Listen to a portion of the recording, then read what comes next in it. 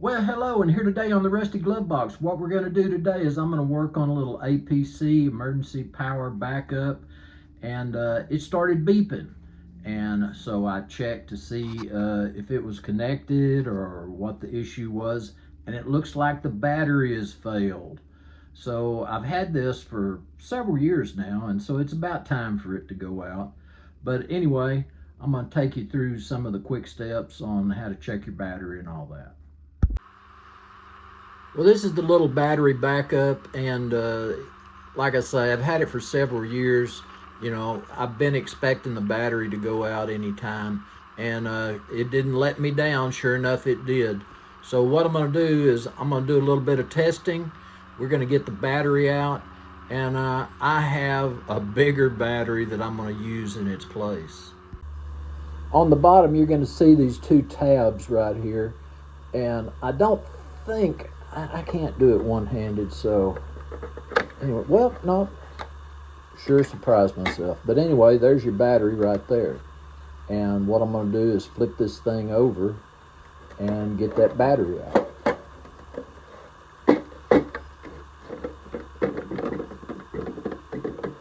And through the magic of YouTube, ta-da, I've already disconnected it.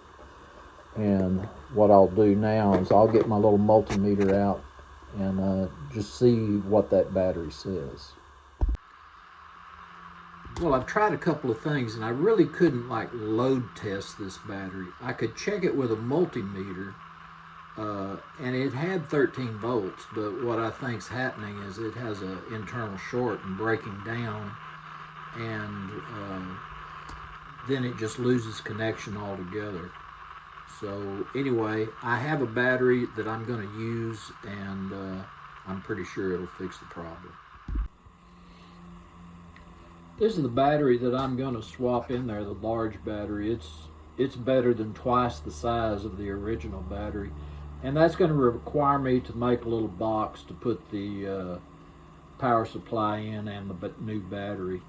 But anyway, that should give me 2-3 times more battery life, and so that should be a plus. Well, there's the old leads that went to the original battery. Here's the new leads that I made up, just spade connector and butt connector, and I'm going to use heat shrink on this end. So anyway, this cable is quite a bit heavier, so even though it's longer than the original wires, there shouldn't be any excess voltage loss or amp loss. So here I've used the heat shrink butt connectors, and I have my wire all connected. I put a knot in there just so on the lid I put a little notch for the cable to go through, and that's going to keep you from jerking on this cable and putting unnecessary tension on the wiring connection. So now we got our lid on and the wires coming through, and you know, it can sit flat or however you want it to sit. This thing, it has screw holes to hang it on the wall, and so probably what I'm going to do is build a box.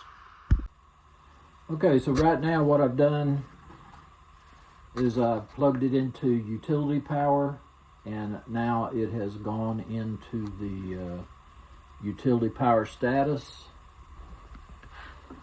Let me get up, unplug it.